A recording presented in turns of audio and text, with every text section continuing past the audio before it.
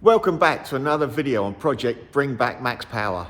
Let's take a look, see what we've been up to this week. So this is what we're dealing with inside the Max Power Fiesta. The wiring is a complete mess behind the dashboard. It's had a Clifford alarm installed and we've cut all that out. As you can see, it could have been tidier. Some of the audio has been fitted in with these style connector blocks. We're not really a fan of them either. So what we're going to do, we're going to rip all the wiring out of the Fiesta and we're going to start again basically. When we get the engine in, we're going to wire it all up, not put the dashboard back in but put the clocks in, and then we're going to put a battery on it and just make sure everything's all right in case we need to alter any more of it. So we'll get it done, it's not a problem, and it'll be better than what it was. It even looks like some of the wiring was done with household wires. Oh well. And we've also got speaker wire used as an earth. Not something I'd do personally, but oh well. Also, the fuse box here and all the engine bay wiring loom will need replacing when we fit the Puma engine. As you can see, we've dropped a complete 1.3 engine and gearbox out of the Fiesta.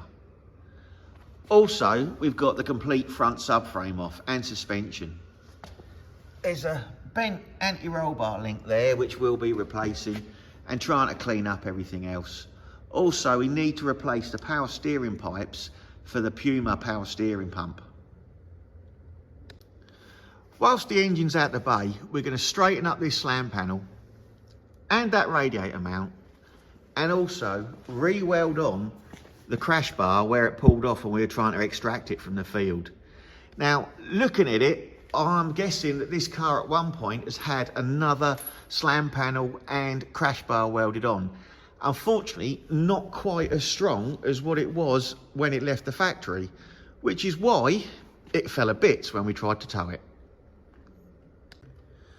All we need to do is line it all up and then put some seam welds around it. We'll do the same both sides, that way it'll be stronger than it ever was. While the engine's out, we're also going to fit our OMP upper strut brace. This just involves drilling 4 holes in each strut tower and then affixing it with nuts and bolts through. It's a lot easier to do though once the McPherson struts are off the car, because then you can get to the nuts underneath.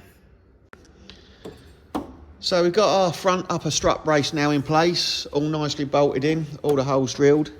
We did this because we wanted a strong point to wrap a ratchet strap round to pull the front crash bar in, because we've also now got the front crash bar tacked back onto the chassis leg, so that'll be stronger for when we weld it all up.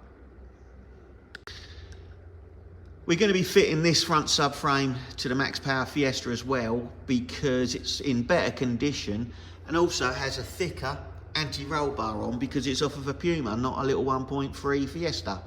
So we're going to be putting that on as well, which will just stiffen the front end up a little. It's been another really productive day here at the Academy, and the students have been so busy on the Fiesta project. Let's take a look at what they've done.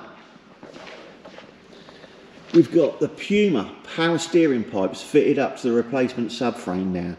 These are different to the power steering pipes that are in the car, so we need to do this for it to have power steering basically. And we've also test fitted the front end onto the Fiesta to check for gaps and alignments before we finish welding the front crash bar on and slam panel. There's a few little tweaks to do to it, but we're happy with it, and I'm sure you agree, it looks quite good. Especially when you consider that we pulled half the front end off trying to tow it out of the field.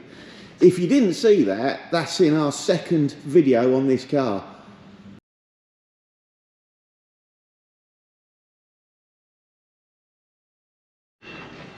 There's still a few more things we need to do under the bonnet before we mount the subframe up and try to fit the engine in it. One of them is to replace the fuel lines because they're different again for the Puma engine. And the other one is to replace the throttle cable, because again, the end is different where it goes onto the throttle housing. So we'll do these little jobs before we fit or try to fit the engine in, and it'll just be easier because we've got more space to do it. And also we will finish welding the front crossbar on. Hope you enjoyed that little update of this week's work in progress. Stay tuned to see what we do next week for our next video coming out on Friday. Thanks for watching.